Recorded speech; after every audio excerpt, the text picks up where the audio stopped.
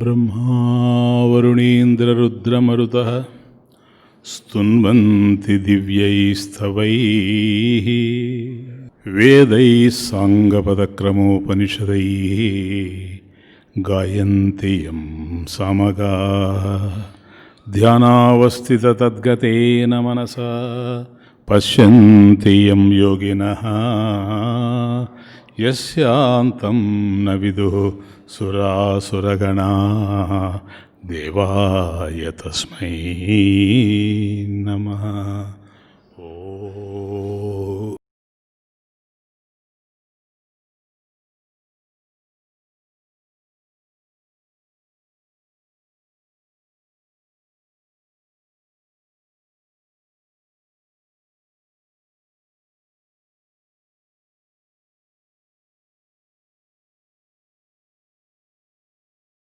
न మంత్రం నో యంత్రం తదపి చ న జానే స్తుతిమహో న చాహ్వానం ధ్యానం తదపి చ న జానే స్తుతికథా న జానే ముద్రాస్తే తదపి చ న జానే విలపనం పరం జానే మాతః త్వదనుసరణం క్లేశహరణం. ప్రయాణం చేస్తున్న వాళ్ళందరూ గమ్యాన్ని చేరుతారు అని చెప్పలేం.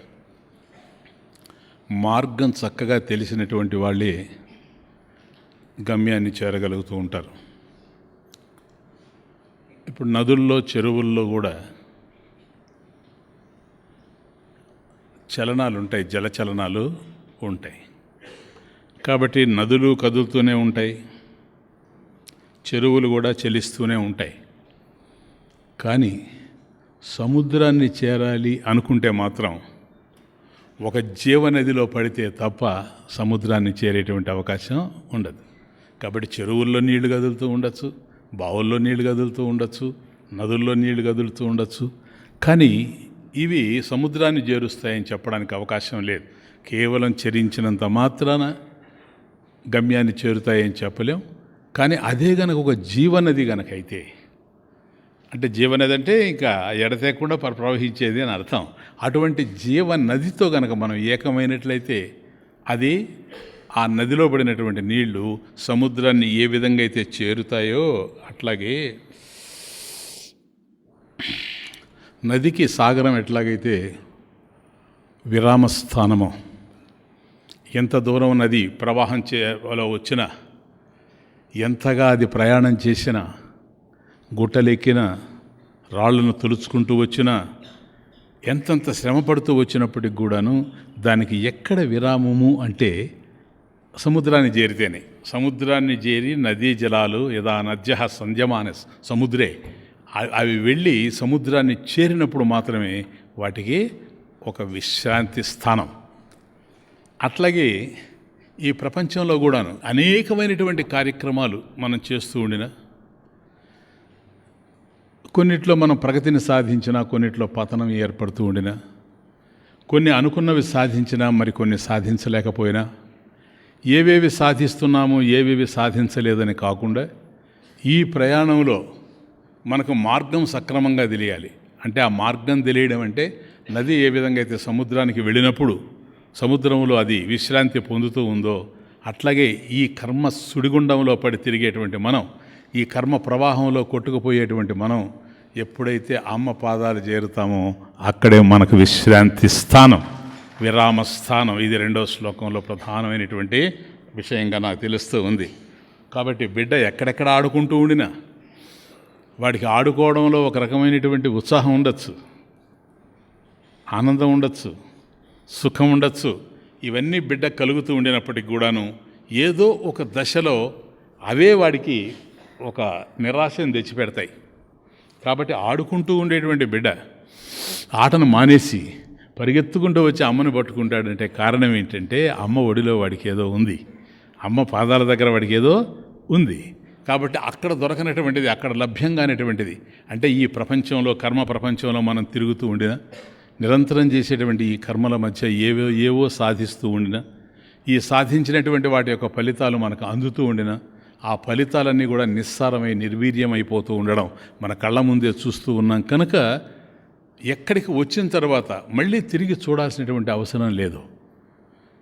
ఏ స్థానాన్ని చేరిన తర్వాత మళ్ళీ హృదయంలో ఒక బాధ అనేటువంటిది ఉండదో, సంఘర్షణ అనేటువంటిది ఉండదో, సమరం అనేటువంటిది ఉండదో, సామరస్యం ఉంటుందో, శాంతి ఉంటుందో, అటువంటి చోటికి బిడ్డ ఎట్లాగైతే తల్లిని చేరుతాడో ఆ విధంగా మనం కూడాను జగన్మాతని చేరడానికి ప్రయత్నం చేస్తూ ఉండాలి.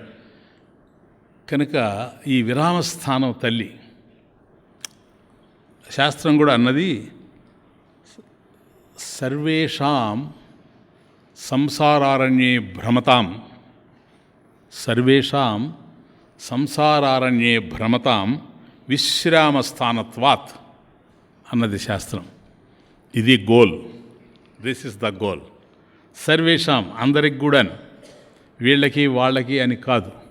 కాబట్టి ఈ ప్రపంచంలో మనం ఒకటి కోరుకుంటే ఇంకొకటి కోరుకోవచ్చు. అందరం ఒకటే ఈ ప్రపంచంలో కోరుకోలేం. మనం కోరుకున్నవి ఒక్కొక్కప్పుడు మనకు ఆనందాన్ని సుఖాన్ని కలిగిస్తూ పోవచ్చు. కాబట్టి ఒకే ఫలితం అందరికీ ఆనందాన్ని సుఖాన్ని ఇస్తుందని కూడా చెప్పలేం. కానీ ఇక్కడ సర్వేషాం అందరికీ ఈ ప్రయత్నంలో ప్రతి ఒక్కరు ఆనందాన్ని పొందుతారు. అయ్యా నేను ప్రయత్నం చేశాను, నేను అది నాకు సిద్ధించింది, నేను తృప్తిగా ఉండాను అని ఒక వ్యక్తి చెప్పచ్చు, ఒక వ్యక్తి చెప్పలేకపోవచ్చు. అది అవతానికి తృప్తిని ఇవ్వలేకపోవచ్చు. కానీ అందరికీ ఇచ్చేటువంటిది సర్వేషాం. సర్వేషాం ఎవరు వాళ్ళు? సంసారారణ్యే భ్రమతాం, సంసారం అనేటువంటి అరణ్యంలో పరిభ్రమిస్తూ ఉండేటువంటి వాళ్ళు, భ్రమతాం తిరుగుతూ ఉండేటువంటి వాళ్ళు. కాబట్టి అరణ్యం ఎంత భయంకరమో మనకు తెలుసు. ఎందుకని? అరణ్యంలో ఒక ఆర్డర్ లేదు. ఎక్కడైతే నీతి లేకుండా, అంటే నీతి అంటే అనీతి కాదు, జనరల్గా ఒక ఆర్డర్ లేకుండా ఉంటుందో దాన్ని మనం అరణ్యము అంటాం. కాబట్టి ఒక పద్ధతిగా చెట్లు మొలవు, ఓ పద్ధతిగా చెట్లు ఉండవు. ఎక్కడెక్కడ గుబురు ఉంటుందో తెలియదు, ఎక్కడెక్కడ చెట్ల గుబురు ఉంటుందో తెలియదు, ఎక్కడెక్కడ గుహలు ఉంటాయో తెలియదు. కాబట్టి మనం మామూలుగా ఉందిలేని వెళుతూ ఉంటే కూడాను ఆ చెట్టు దగ్గర నుంచి ఒక భయంకరమైనటువంటి నాగసర్పం రావచ్చు. అది అక్కడ ఉందని మనకు తెలియకపోవచ్చు. కాబట్టి ఎక్కడ తేళ్ళు ఉన్నాయో, ఎక్కడ పాములు ఉన్నాయో, ఎక్కడ పులులు ఉన్నాయో, ఎక్కడ సింహాలు ఉన్నాయో, ఎక్కడ కీటకాలు భయంకరమైనటువంటి కీటకాలంతా ఉన్నాయో ఇవన్నీ మనం ఊహించేటువంటి అవకాశం లేదు. కొన్ని చిన్న చిన్న కష్టాల్ని మనం కల్పించవచ్చు, కానీ కొన్ని ప్రాణాలని కూడా తీసేటువంటి పరిస్థితి ఉంటుంది. ఇది అరణ్యం అంటే. కాబట్టి సంసార అరణ్యే. కాబట్టి మన సంసారం అనేటువంటిది కూడా గొప్ప అరణ్యం ఇది. ఎందుకని? సంసారంలో కూడా ఎప్పుడు ఏది ఎక్కడ ఎలా జరుగుతుందో తెలియదు. మన జీవితాన్ని కొనసాగిస్తుంటాం కానీ నాయన బాగా అర్థం చేసుకోవాలి, చూస్తూ ఉంటాం కానీ దాన్ని మనసుకు పట్టించుకోవాలి. ఉన్నట్లుండి ఒకటి వస్తుంది, హాయిగా ఉంటాం, ప్రశాంతంగా ఉంటాం. ఒక్క ఫోన్ కాల్ చాలు, అక్కడి నుంచి ఇళ్ళంతా కూడా అంతా దుఃఖమయంగా కనపడతా ఉంటుంది. ఏం జరిగిందో, ఎక్కడ ఏం జరిగిందో. కాబట్టి ఎవరికి ఏం జరుగుతుందో, ఎప్పుడు జరుగుతుందో, ఎలా జరుగుతుందో మనకు తెలియదు. ఎంతోమందితో ముడిపడి ఉన్నాం మనం.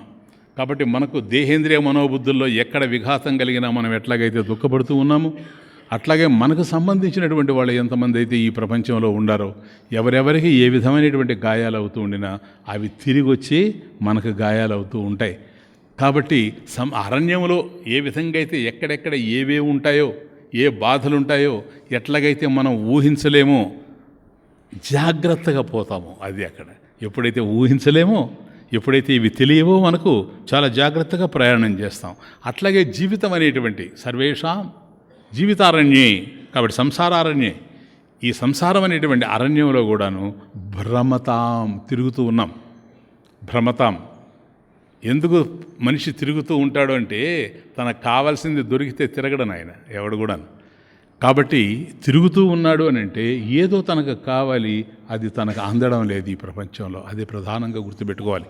కాబట్టి ఈ ప్రపంచంలో ఎవరం శ్రమపడినా, పేదవాడు శ్రమ పడతాడు, ధనికుడు శ్రమ పడతాడు. పేదవాడు వాడి స్థాయిలో శ్రమ పడతాడు, ధనికుడు వాడి స్థాయిలో శ్రమ పడతాడు, పామరుడు తన స్థాయిలో శ్రమ పడతాడు, పండితుడు తన స్థాయిలో శ్రమ పడతాడు.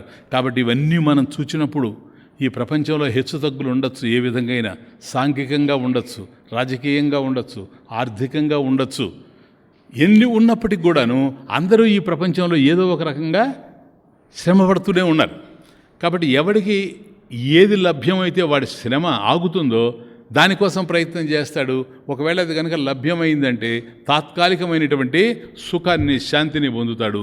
ఒకవేళ కనుక అది లభ్యం కాకపోయినట్లయితే ఆ దుఃఖాన్ని కొనసాగిస్తూనే ఉంటాడు, దానికోసం మళ్ళీ ప్రయత్నం చేస్తూనే ఉంటాడు. కాబట్టి సర్వేషాం అందరికీ సంసారారణ్య భ్రమతాం, ఈ సంసారం అనేటువంటి అరణ్యంలో ఎవరైతే పరిభ్రమిస్తూ ఉండారో వాళ్ళకి విశ్రామ స్థానత్వాత్, విశ్రామ స్థానత్వాత్.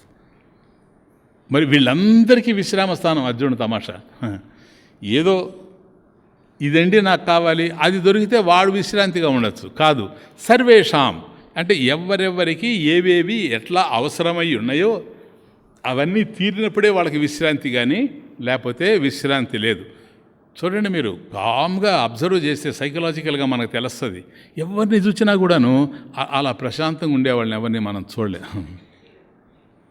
అలా ఉంటే ప్రసన్నంగా ఉన్నాడు మనిషి అని అర్థం. వాడు పరమహంస. అలా ఉండడు, ఎప్పుడు ఇట్లా ఉంటాడు. అది ఏంటి అసలు ఆ చూపు? మనస్తత్వశాస్త్రరీత్యా చూస్తే ఆ చూపు వెనక ఏదో ఉంది. అంటే నాకు ఏదో కావాలి, నాకు కావలసిన దానికోసం నేను ప్రయత్నం చేస్తూ ఉన్నాను, నేను ఎంత ప్రయత్నం చేసినా కూడా అది నాకు లభ్యం కావడం లేదు. ఎప్పుడు లభ్యం అవుతుందో, అసలు లభ్యం కాకుండా పోతుందేమో, ఈ విధమైనటువంటి ఆలోచనలు వ్యక్తుల్లో కదులుతూ ఉంటాయి. కాబట్టి ఎప్పుడు విరామం అంటే మనం వెతికేది మనకు లభ్యమైనప్పుడే విరామము. కాబట్టి ఒకరికి ఒకటి విరామం కావచ్చు, తాత్కాలికం. నాకు ఉద్యోగం వస్తే నేను ప్రశాంతంగా ఉంటాను అని నిరుద్యోగి అనుకుంటే వాడికి ఆ ఉద్యోగం వచ్చినప్పుడు వాడు ప్రశాంతంగా ఉంటాడు. వాడికే కానీ విఆర్ఎస్ తీసుకోవాలని తిరుగుతున్నాడు ఆఫీస్కి, వాడికి కాదు కదా. కాబట్టి వాలంటీర్ రిటైర్మెంట్ సర్వీస్ తీసుకోవాలని తిరుగుతూ ఉండేటువంటి వాడికి ఇప్పుడు ఉద్యోగం కాదు వాడికి కావాలా, ఆ ఉద్యోగంలో నుంచి విరమణ కావాలా. కాబట్టి ఉద్యోగంలో చేరితే ఒకడికి విశ్రాంతి, ఉద్యోగం నుంచి విరమిస్తే ఒకడికి విశ్రాంతి. కానీ సర్వేషాం, దట్స్ ద పాయింట్, సర్వేషాం ఇంపార్టెంట్. సర్వేషాం సంసారారణ్య భ్రమతాం, ఈ సంసారం అనేటువంటి అరణ్యంలో ఎవరైతే ఈ విధంగా భ్రమిస్తూ ఉండారో, తిరుగుతూ ఉండారో, పరిభ్రమిస్తూ ఉండారో వీళ్ళందరికీ కూడాను విశ్రామస్థానత్వాత్. కాబట్టి విరామస్థానం, విశ్రాంతి స్థానం. ఎక్కడ వాళ్ళు ప్రశాంతతను పొందుతారంటే కేవలం జగజ్జనని యొక్క పాదపద్మాల దగ్గరే పొందుతారు తప్ప ఇంకో చోట పొందేందుకు అవకాశం లేదు. కాబట్టి సమస్త కోరికలు తీరేది అక్కడే. సోష్ణుతే సర్వాన్ కామాన్ సహ, తైత్రేయం ఇది ఇక్కడే. కాబట్టి ఆ తైత్రేయం అంతా ఎక్కడుందంటే అమ్మ పాదాల దగ్గరే ఉంది. కాబట్టి సర్వాన్ కామాన్ సహా, సోష్ణుతే సహా అశ్నుతే ప్రాప్నుతే. కాబట్టి ఏదైతే పొందాలనుకుంటూ ఉన్నాడో ఆ కోరికలన్నీ కూడా తీరిపోయేటువంటి ఒకానొక స్థానం. అంటే తాత్కాలికంగా తీరచ్చు ఆయన. ఇప్పుడు నది వస్తూ ఉంది, ఆ నది ఒక చోట ఒక సరోవరంలోకి వెళ్ళి ఆ తర్వాత మళ్ళీ ప్రయాణం చేస్తుంది అనుకోండి. కాబట్టి అలా ప్రయాణం చేస్తూ దూకుడుగా వస్తున్నటువంటి నది సరోవరం దగ్గరకు వచ్చినప్పుడు ఆ సరోవరంలో దిగగానే దానికి విశ్రామ స్థానం కాస్త విరామంగా ఉన్నట్టుగా ఉంటుంది. ఎందుకంటే ఆ ఒడిదుడుకులు ఉండవు. కానీ కొంతసేపేది, ఆ తర్వాత మళ్ళీ స్టార్ట్ అవుతుంది. మళ్ళీ నది ప్రవహిస్తూ ఉందంటే దానికి ఆ ఒడిదుడుకులు తప్పే అవకాశం లేదు. కాబట్టి తాత్కాలికమైనటువంటి విరామ స్థానాలు. వాస్తవం చెప్పాలంటే ఇష్టమైన పెళ్లి జరిగితే ఒక విరామ స్థానం, అది కూడా ఇష్టమైనది జరిగితే, తను అనుకున్నట్టుగా కానీ జరిగితే, అనుకున్న కట్నం వస్తే ఇవన్నీ ఉంటాయి, దానికంతా యాడ్ ఇవంతా. కాబట్టి అవన్నీ జరిగినప్పుడు తాత్కాలికంగా ఉండొచ్చేమో కానీ మళ్ళీ కొన్ని రోజులు అయ్యేటప్పటికి స్టార్ట్ అవుతుంది. ఎందుకో తెలుసా? తన ఆలోచనలు మరొక వైపు నడుస్తూ ఉంటాయి కనుక. కాబట్టి తాత్కాలికమైనటువంటి విరామ స్థానాలు అనేకం ఉండొచ్చేమో కానీ ఒక విరామ స్థానము అన్న తర్వాత, విశ్రాంతి స్థానం అన్న తర్వాత మళ్ళీ అక్కడి నుంచి కదలకుండా ఉండే పరిస్థితి ఉండాలి చూడు, అది పర్మనెంట్ నివాస స్థానం. మనకు పర్మనెంట్, శాశ్వతమైనటువంటిది. అది ఏమిటంటే అమ్మ పాదాలు తప్ప మరొకటి లేదు. శ్లోకం స్టార్ట్ చేయబోయే ముందు ఒక మాట చెప్తున్నా. ఏ మనిషి కూడాను తప్పులు చేయకుండా ఉండలేడు ఈ ప్రపంచంలో. అదే దేవి అపరాధ క్షమాపణ స్తోత్రం అపరాధాలు. కాబట్టి తప్పు చేయకుండా ఎవడు ఉండలేడు. కానీ తాను చేసిన తప్పును ఎవడు అంగీకరించడు. క్లియర్? ఎవడైనా తను చేసిన తప్పును అంగీకరిస్తాడా? అంగీకరించడు ఈ ప్రపంచంలో. ఎందుకు అంగీకరించడు తెలుసా? తను తప్పు చేయడం తనకిష్టం లేదు. That's the point. తప్పు చేయకుండానే ఈ ప్రపంచంలో బ్రతకాలి, ఏ దోషం లేకుండానే ఈ ప్రపంచంలో జీవించాలి అని ప్రతి మనిషి అనుకుంటాడు. కానీ తప్పు చేయకుండా మనిషి ఉండలేడు ఈ ప్రపంచంలో. వాడికి అలా తప్పు చేయడం వాడికి ఇష్టం లేదు. అలాగని తప్పు చేయకుండా ఉండలేడు. చూడండి కాన్ఫ్లిక్ట్ ఎట్లుందో. తప్పు చేయడం తనకి ఇష్టం లేదు, కానీ తప్పు చేయకుండా ఉండలేడు. కాబట్టి అపరాధాలు అనేటువంటివి మనిషికి కొత్తవి కావు. అపచారాలు అనేటువంటివి మనిషికి తెలియనివి కావు.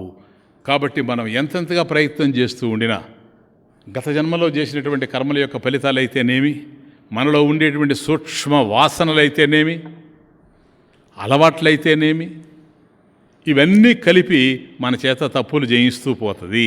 అలా తప్పులు చేయడం మనకి ఇష్టం లేదు. అలా తప్పులు చేయకుండా ఉండలేం. సరేనా? కాబట్టి ఇవన్నీ కూడా ఏవైతే మనం తప్పులు చేస్తున్నామో ఇవి పాపాలు. జీవితంలో పాపాలంటే అవే, ఇంకేం లేదు. కాబట్టి చేయకూడనివి చేయడం, చేయవలసినవి చేయలేకపోవడం.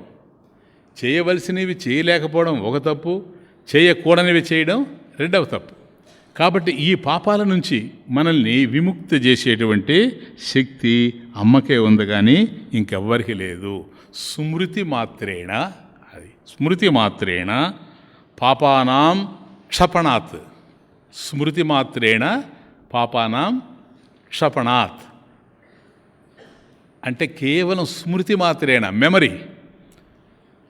మనం కేవలం అమ్మను జ్ఞాపకం చేసుకున్నంత మాత్రాన స్మృతి మాత్రేణ మెమరీ. మన స్మృతిలోకి గనక వచ్చిందంటే మన పాపాలన్నీ కూడాను నశించిపోతాయి అని అర్థం. కాబట్టి పాపాలన్నీ కూడా మనసులోనే ఉంటాయి. రాగద్వేషాల వల్ల అనేకమైనటువంటి పాపాలు చేస్తాం. ఈ పాపాలన్నీ కూడా మనసులోనే ఉంటాయి. మనసులో రాగద్వేషాల వల్ల ఉత్పన్నమైనటువంటి పాపాలన్నీ కూడా తొలగాలి అంటే పాపాలు ఎక్కడైతే ఉన్నాయో అక్కడే కదా. కాబట్టి పాపాలు మనసులో ఉన్నాయి. కాబట్టి మనసులో ఉండేటువంటి పాపాలు తొలగాలి అంటే పరమ పవిత్రురాలైనటువంటి అమ్మ యొక్క భావన, స్మృతి మనసులో కలుగు. ఎప్పుడైతే ఆమె భావన మనసులో కదులుతుందో, పరమేశ్వరి అనేటువంటి స్మృతి మన మనసులో కదులుతుందో, అక్కడే ఉండేటువంటి పాపాలు గనక ఆ పాపాలన్నీ కూడాను శుద్ధైపోతూ ఉంటాయి. క్షపణాత్, అది శుద్ధైపోతూ ఉంటాయి. కాబట్టి అడుసు దొక్కినటువంటి వాడు, ఏ విధంగా అయితే నది దగ్గరికి వెళుతూ ఉంటాడో దాన్ని శుభ్రం చేసుకోవడానికి, అట్లాగే ఈ పాపాలకి, అపరాధాలకి, అపచారాలకి అలవాటు పడినటువంటి మనం కూడాను అడుసు దొక్కినవాడు నదీ తీరానికి వెళ్ళినట్టుగా. ఎందుకని? నదీ జలాల్లో శుభ్రం చేసుకోవాలని. అట్లాగే అమ్మ పాదాల దగ్గరికి రావాలంటే స్మృతి, నిరంతరం కూడాను అమ్మను మనం ప్రార్థిస్తూ ఉండాలి. స్మృతి అంటే ఎట్లా? ఆమె జ్ఞాపకం వచ్చిందంటే ప్రార్థన. తల్లిని ప్రార్థిస్తూ ఉండాలి. తల్లిని ప్రార్థించినప్పుడు మన అపరాధాలు తొలగిపోతాయి, మనలో ఉండే రాగద్వేషాలన్నీ కూడా అంతరించిపోతాయి, కల్మషాలన్నీ కూడా కరిగిపోతాయి, పవిత్రత అనేటువంటిది మనసులో చేరుతుంది. ఇది కానీ ఇది కదా మనం చేయాలా? ఇది చేయలేకపోతున్నాం. అది సెకండ్ శ్లోక. ఇది చేయలేకపోతున్నాం. ఎందుకని చేయడం లేదు? నెక్స్ట్, విధేరజ్ఞానేన ద్రవిణ విరహేణ అలసతయా విధేయ అశక్యత్వాత్ తవ చరణయోః యాచ్యుతిరభూత్ తదేతత్ క్షంతవ్యం జననీ సకలోద్ధారిణి శివే కుపుత్రో జాయేత క్వచిదపి కుమాతా న భవతి.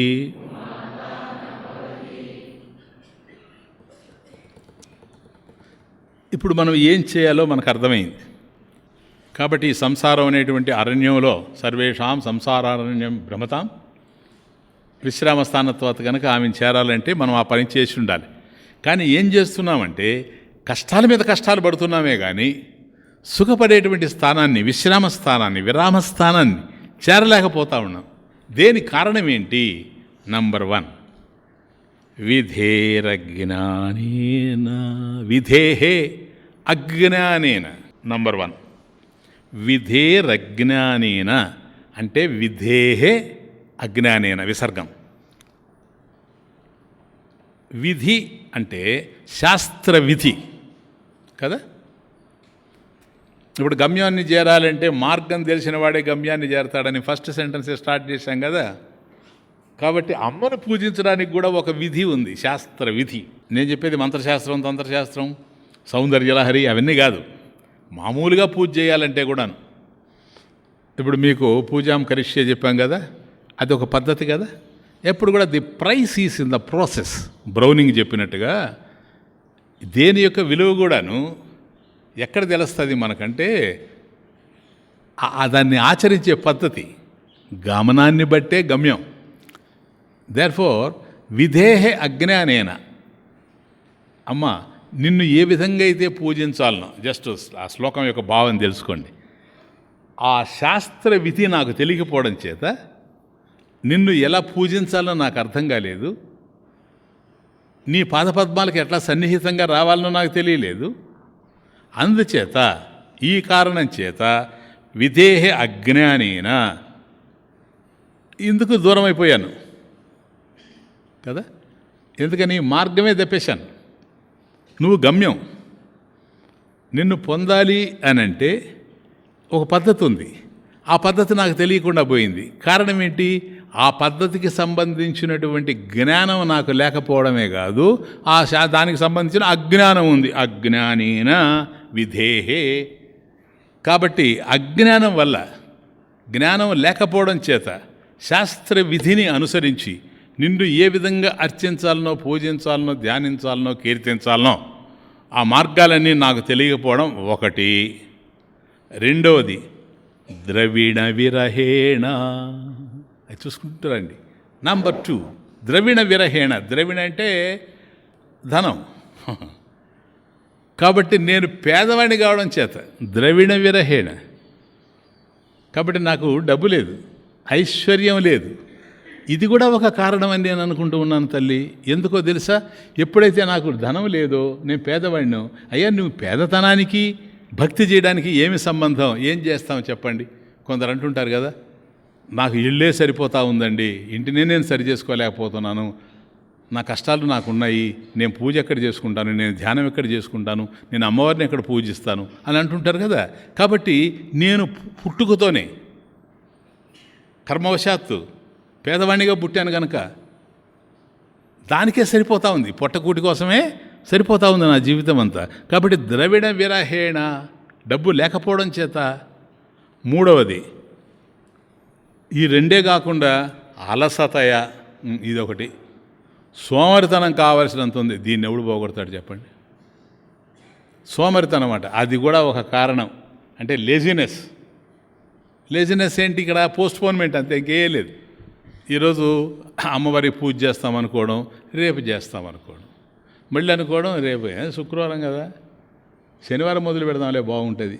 ఇంకా వారాలు దొల్లిపోతూ ఉంటాయి, తిథులు దొల్లిపోతూ ఉంటాయి, నక్షత్రాలు దొల్లిపోతూ ఉంటాయే కానీ వీడు నిలబడ్డాడు పూజలో, వీడు నిలబడేటువంటి అవకాశం లేదు. కాబట్టి అలసతాయ, ఈ సోమర్తనం, బద్ధకస్తుణ్ణి. ఇది కూడా నాకే పట్టుకున్నది నన్నే. ఉండేటి దాలక శాస్త్ర విధి నాకు తెలియదు. చూస్తేనేమో పేదవాడిని, నా కాలమంతా కూడా ఈ విధంగా ఖర్చు అయిపోతూ ఉంది. ద్రవిణ విరహేణ, అలసతయ, నేను బద్ధకస్తుడిని, అలసత్వం నాకు ఎక్కువగా ఉంది, లేజినెస్ ఎక్కువగా ఉంది. అందువల్ల ఇదో విధేయ, సెకండ్ లైన్, విధేయ అశక్యత్వాత్. విధేయ, అది విధేయ అంటే, విధేయ అంటే చేయదగినటువంటివి. ఏవేవైతే నేను చేయాలనో. ఎందుకని? నువ్వు భగవతివి, నేను భక్తుడిని. భక్తుడైనటువంటి నేను భగవతి అయినటువంటి నీ దగ్గరికి చేరాలి తల్లి. చేరాలంటే నా పరిస్థితి ఇట్లుంది. ఏం చేస్తే నీ దగ్గరికి చేరతాను, అవి చేయలేకపోతున్నా. విధేయ అశక్యత్వాత్, శక్తి లేనటువంటి వాడిని. ఏవైతే చేయాలనో అవి చేసేటువంటి శక్తి నాకు లేకుండా ఉంది, అశక్యత్వాత్. ఈ కారణాల చేత ఇప్పటికి 4 కారణాలు కనపడ్డాయి నాయన. కాబట్టి శాస్త్ర విధి తెలియకుండా పోవడం, పేదరికం ఒకవైపు ఉండడం, ఇవే చెప్తాం మనం కారణాలు. అందుకని అవే చూపిస్తూ ఉన్నాడు స్వామి. కాబట్టి సోమరితనం ఒకవైపు ఉండడం, విధేయ అశక్యత్వాత్, చేయవలసినవి చేయలేకపోవడం, వీటి వల్ల తవ చరణయోహో, తవ చరణయోహో, అమ్మా నీ చరణ కమలాలుండాయి, వాటి సేవనం. తవ చరణయోహో, నీ చరణ కమల పూజ ఏదైతే ఉందో, యా చ్యుతి అభూత్, ఆ విషయంలో యా ఏ విధమైనటువంటి చ్యుతి పతనం, అభూత్ కలిగిందో చూచావా. వీటన్నిటి కారణాల చేత నీ పాదపద్మాలకి, అంటే నీ పాదపద్మాల్ని, నీ చరణ కమలాల్ని నిరంతరం కూడాను అర్చించేటువంటి భాగ్యం నుంచి జారిపడే పతనం, అది చ్యుతి. కాబట్టి దానికి అవకాశమే లేకుండా పోయింది. అర్థమవుతుంది కనుక గమ్యం అమ్మ. నాయన బాగా గుర్తుపెట్టుకోండి, నేను ఇంట్రొడక్షన్ ఇచ్చిందంత ఊరికే కాదు. గమ్యం ఆమె అయినప్పుడు మార్గం ఏంటి? ఇదిగో ఇవన్నీ శాస్త్రవిధి అంతా కూడా ఆమెని చేరడం. అవి ఏమీ చేయడం లేదు, మార్గము వదిలేశాడు. వాడు ప్రయత్నం చేసినా కూడా ఉపయోగం లేదు. ఎందుకని? ఇది యత్నమే కానీ ప్రయత్నం కాదు. అంటే ఇప్పుడు మనం బయలుదేరాము, సికింద్రాబాద్లో ఆశ్రమానికి రావాలా, మధ్యలో వచ్చాము, ఇక్కడి నుంచి బయలుదేరి ఇట్లా రావాల్సింది మెదక్ రోడ్లో సంగారెడ్డి పోయాడు అనుకోండి, ఇంకా అక్కడి నుంచి అలా తిరుగుతూ ఉన్నాడు అనుకోండి, రామచంద్రపురం వచ్చాడు అనుకోండి. ఇప్పుడు వాడిని ఎక్కడ మనం ఆపి అడిగినా, ఎక్కడికి పోతున్నావయ్యా నువ్వు అని అంటే, నేను సుందర చైతన్య ఆశ్రమానికి పోతున్నాను అని చెప్తాడు. కాబట్టి మనిషి యత్నంలో ఉన్నాడు. కానీ ఎప్పుడంటే అదంతా తిరగకుండా డైరెక్ట్గా ఇక్కడికి వచ్చాడనుకో, అది ప్రయత్నం, ప్రకర్షేణ యత్నం. కాబట్టి ఎటు తిరిగితే లాభం లేదు, సరైనటువంటి మార్గంలో పోవాలి. సరైనటువంటి మార్గంలో పోతేనే గమ్యం చేరుతాం, లేకపోతే చేరేందుకు అవకాశం లేదు. కాబట్టి అమ్మ యొక్క పాదపద్మాలు చేరాలని ప్రయత్నం చేసిన తవ చరణయోహో యా చ్యుతిరభూత్, తవ చరణయోహో, నీ పాద కమల సేవ ఏదైతే ఉందో, యా ఏ విధమైనటువంటి చ్యుతి అభూత్, చ్యుతిరభూత్, చ్యుతిరభూత్, చ్యుతి అభూత్, చ్యుతిరభూత్. కాబట్టి పతనం జరిగిపోయిందో. కనుక నేను నిన్ను చేరాలనేటువంటిది నా హృదయంలో ఉంది, కానీ నేను చేరేటువంటి పరిస్థితి లేకుండా పోతా ఉంది, పతనం జరుగుతుంది. కనుక ఇప్పుడు ఏంటయ్యా ఇవంతా చెప్పావు, నిజం ఏంటి? థర్డ్ లైన్, తదేతత్ తత్ ఏతత్. అమ్మా అదంతా కూడా క్షంతవ్యం, నన్ను క్షమించు. ఎందుకని? టెక్స్ట్ పేరేంటి? దేవి అపరాధ క్షమాపణ స్తోత్రం. కాబట్టి అమ్మ విషయంలో ఏ అపరాధాలు అయితే చేశామో వాటిని క్షమించమని కోరుతున్నాం. అపరాధాలు ఏంటి? ఇదిగో ఇవి. ఆమె కావాలనుకోవడం, ఆమెకు సంబంధించినటువంటి చేయకుండా పోవడం. సరేనా? నాకు అమ్మ కావాలి, జగజ్జనని కావాలి, కానీ ఏ యొక్క సాధన కూడా చేయడు. కారణం ఏంటి? అజ్ఞానము. ఇంకా ఏంటి? పేదరికము. ఇంకా ఏమిటి? అలసత్వము. ఇంకా ఏమిటి? చేయవలసింది చేయలేకపోవడము. వీటన్నిటి కారణాల చేత నీ పాదపద్మ సేవనానికి నేను దూరం అయిపోయినాను తల్లి. తదేతత్ క్షంతవ్యం. కాబట్టి ఇదంతా ఏదైతే ఉందో తత్ ఏతత్, అది అంతా కూడాను. తత్ అంటే అది, ఏతత్ అంతా కూడా. కాబట్టి తదేతత్, అది ఎంత ఏదైతే ఉందో క్షంతవ్యం జనని, అమ్మ క్షమించు తల్లి నన్ను. ఎందుకని? ఈ విధమైనటువంటి మార్గంలో పోతున్నాను కనుక జనని క్షమించు. ఎందుకని? సకలోద్ధారిణి, సకల ఉద్ధారిణి. కాబట్టి అందరినీ ఉద్ధరించేటువంటి తల్లివి నీవు. నీ యొక్క కనుసన్నల్లోనే ఈ విశ్వమంతా కూడా నడిచిపోతూ ఉంది. విశ్వమంగళకారిణి నువ్వు. కాబట్టి ఎవరికి ఎక్కడ ఏ విధమైనటువంటి ఆనందం కలిగినది నీ వలనే కలగాలి. కాబట్టి సకల జనులకు ఆనందాన్ని ప్రసాదించేటువంటి తల్లి, సకలోద్ధారిణి, పతనమైనటువంటి వాళ్ళని ఉద్ధరించేదానివి. అది ఉద్ధరణి, సకలోద్ధారిణి, ఉద్ధరించేదానివి. ఉద్ధరించేది ఎవరిని? ఎవరినైనా పట్టుకొని లేపాను అని అంటే పడ్డవాడిని లేపాడని అర్థం కదా. నేను అతన్ని లేపానండి వెంటనే, అందువల్ల కాలు ఇరగలేదంటే ఏంది దాని అర్థం? పడేవాడిని లేపాడని అర్థం. అట్లాగే యా చ్యుతి అభూత్, చ్యుతి పతనం. కాబట్టి నేను ఈ విధంగా పతనమయ్యాను కదా. నువ్వు ఎవరంటే సకలోద్ధారిణి, అందరినీ ఉద్ధరించేటువంటి తల్లివి. నేను నీ బిడ్డని ఈ విధంగా నేను పతనమయ్యాను తల్లి, కాబట్టి నన్ను కూడా ఉద్ధరించు. ఎందుకని? శివే. చూచారా, ఎప్పుడు కూడా భగవంతుడిని మనం పిలిచేటప్పుడు మనకి ఏం కావాలన్నా దాంతో పిలవాల. ఇది ఇంపార్టెంట్. మనకేం కావాలి అది. ఇప్పుడు హరి అన్నాం అనుకోండి, హరిహి హరతి పాపాన్ని, పాపాలని పోగొట్టేవాడు. మనం ఏదైనా పొరపాటు చేసామనుకోండి, పాపం చేసామనుకోండి, అది చిన్నది కానీ పెద్దది కానీ, దోమని చంపడం కూడా పాపమే. ఎందుకని? మళ్ళీ ఇంకో జన్మలో కొడుతుంది. కాబట్టి అలా అన్నప్పుడు మన వాళ్ళు తమాషా చేస్తుంటారు పెద్దవాళ్ళు. వాళ్ళు ఏదైనా తెలియకుండా పొరపాటు జరుగుతూ ఉంటే కృష్ణ, రామ, శివ ఈ పలుకుతుంటారు. కారణం ఏంటంటే ఎక్కడిదక్కడ కడుగు వేసుకోవడం. ఇప్పుడు దోమని చంపాము, హరి, ఈ దోమని చంపడం పాపం. చంపకపోతే అది నేను చంపేటట్టు ఉంది, అందుకని నేను దాన్ని చంపాల్సి వచ్చింది. కాబట్టి హరి అన్నాం అనుకోండి. అదే నీకు ఆనందం కావాలనుకో, ఏమనాలా? హరి అన్నావు అనుకో, ఉండే ఆనందం కూడా పోదు. అందుకని కృష్ణ, కృష్ణ అంటే ఎల్లప్పుడూ, నా అంటే ఆనందం, నిర్వృతి వాచక. కాబట్టి సత్తావాచకం కనుక ఎప్పుడు ఆనందంగా ఉండేటువంటి వాడు. అందుకని చూసారా, ఆయుధమే లేదు చేతిలో. ఏ దేవుడు చూసిన ఆయుధం ఉంటుంది, మన హీరోకి ఆయుధం లేనే లేదు. ఎందుకని? ఆపదే లేదు, ఆపదే లేదు, ఆనందమే లేదు కనుక ఎప్పుడు రాగం, ఆనందంగా ఫ్లూట్ వాయిస్తూ ఉంటాడు. రాగం ఎప్పుడు వస్తుంది? ఆనందంగా ఉంటే వస్తుంది. సినిమాల్లో అయితే చచ్చిపోతే కూడా వస్తుంది. వీడు చచ్చిపోతే కూడా వీడు పెను చీకట ఏ లోకం అని పాడుతుంటాడు. అందుకని ఆనందం. కాబట్టి ఆనందం. కాబట్టి మనకు ఆనందం కావాలి. కృష్ణ, ఏదైనా తప్పు చేసామనుకోండి, తప్పు కేవలం ఇట్లా దోమం చంపడం అని కాదు. ఎగ్జాంపుల్ ఇచ్చాను నేను. ఎవరైనా బాగుంటే చూసి వీళ్ళు చెడిపోతే బాగుండి అనుకున్నాం అనుకోండి, అప్పుడు అనుకోవాలి హరి. ఎందుకని? ఇదేం కర్మో, ఎప్పుడు ఏ జన్మలో చేసుకున్నానో, లేకపోతే ఎవడెవడి కర్మఫలాలు వాడు అనుభవిస్తూ ఉంటే సరేనా కదా, వాడి కర్మఫలం కదా అది. వాడు ఐశ్వర్యవంతుడు, ఏంటి నువ్వు దుఃఖపడేది ఏంటి? ఇప్పుడు వాడికి ఐశ్వర్యం ఉంది స్వామి, చే వాడికి ఐశ్వర్యం ఉంటే నీకేం సంబంధం అయ్యా? ఎంతమందికి లేదు ఈ ప్రపంచంలో ఐశ్వర్యం? పోయి చూడుబో. నీకు అన్ని ఊర్లు తెలుసా? అన్ని వీధులు తెలుసా? అందరి జీవితాలు తెలుసా? కోటీశ్వరులు ఎంతమంది ఉండారు ఈ ప్రపంచంలో? నీకుండేది 2 కళ్ళు. ఎంతమంది కోసం ఏడుస్తావయ్యా నువ్వు ఈ 2 కళ్ళకి? వాటిలో ఎంత కన్నీరు కాలవారని. అందుకని ఎవడు ఎట్లుండినా సరే లెట్ హిమ్ ఎంజాయ్. ఒకటే, వాడు ఆనందంగా ఉన్నాడు అనుకోండి, పోనీ వాడు ఆనందంగా ఉన్నాడు. ఎందుకని? వాడన్నా సుఖంగా ఉన్నాడు కనుక రేపు నేను చెడిపోతే దగ్గరకన్నా తీస్తాడు.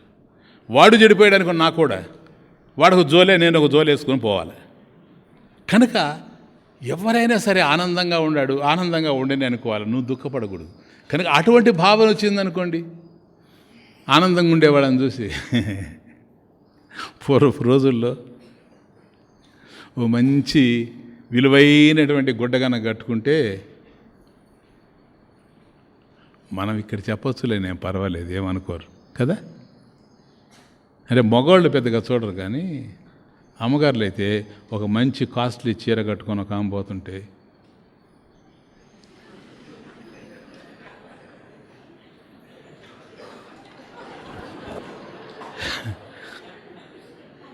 అనేవాళ్ళు. సరేనా? ఎందుకనంటే కొంత అనేవాళ్ళు వాళ్ళకి ఇయర్స్ అండి ఎక్కువ అవసరంలే. ఎందుకని? ఆ చీర గొప్పది కావచ్చు, చీరతో మనకేం సంబంధం? ఏదో ఒకటి కట్టుకోవాలి కదా సభ్య సమాజంలో. కనుక ఎవరన్నా బాగుండే వాళ్ళని చూసినప్పుడు ఆనందంగా మనం తృప్తి పడుతూ ఉండేటువంటి లక్షణం కలగాలి. ఎక్కడైనా సరే ఇటువంటి రాకూడనటువంటి భావాలు కనుక వస్తేనాయన హరి అంటే అది. కాబట్టి ఈ రాకూడనటువంటి భావాలు ఉన్నాయి నాయన, అవి అమంగళం. అశివం భవేత్ అన్నాడు ఆదిశంకరాచార్య స్వామి. ఏది మాండవిక కారికా భాష్యంలో అశివం భవేత్. అట్లా అశివం కాకుండా ఉండాలి కదా. ఇదిగో శివే మంగళకారిణి. శివే అంటే మంగళకారిణి.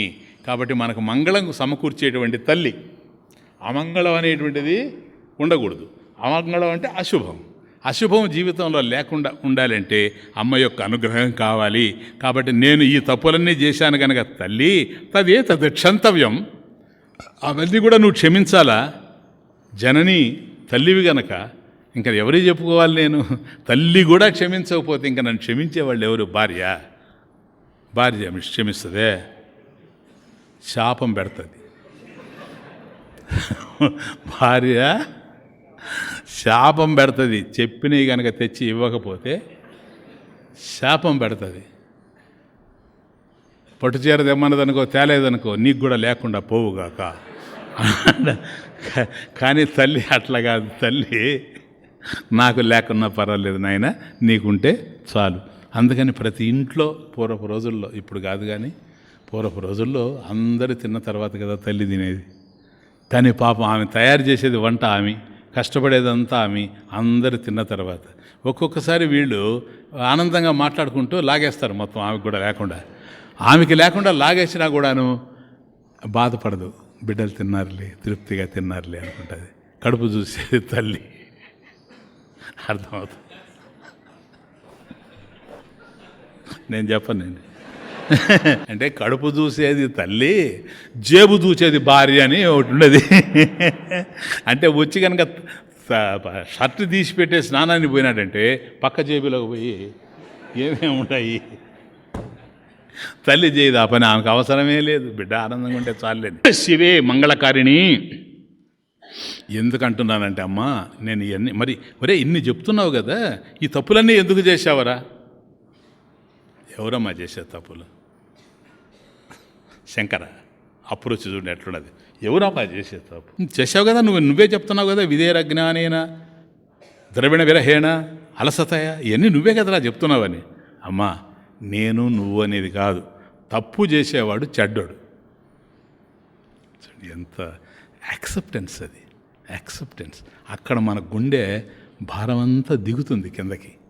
తప్పు చేయడం కాదు, తప్పు చేయడం ఎవరికి ఇష్టం లేదని చెప్పాను కదా నేను. ఇష్టం లేకపోయినా కూడా చేశాం కదా. ఇప్పుడు ఒక్కసారి దించుకునే పద్ధతి. అమ్మ, చెడ్డవాడు చేస్తాడు తప్పు, నీకొక్క మాట చెప్తున్నా నేను, కుపుత్రో జాయేత.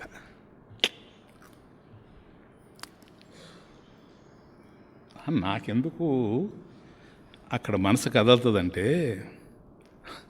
రాసినవాడు ఎవడని, అది ఇంకేం లేదు. నేనంటే బాధ లేదు. నేను అన్నాను అనుకోండి ఆ మాట, కుపుత్రో జాయేత, జాయేత పుట్టచ్చు. ఎవరు? కుపుత్ర, చెడ్డ కుమారుడు, చెడ్డ పుత్రుడు, దుష్టపుత్రుడు పుట్టచ్చమ్మా. నేను చెప్తే ఏమనిపించదు. కానీ శంకరనా, శంకర అటువంటి బిడ్డని చూసిందా ప్రపంచం?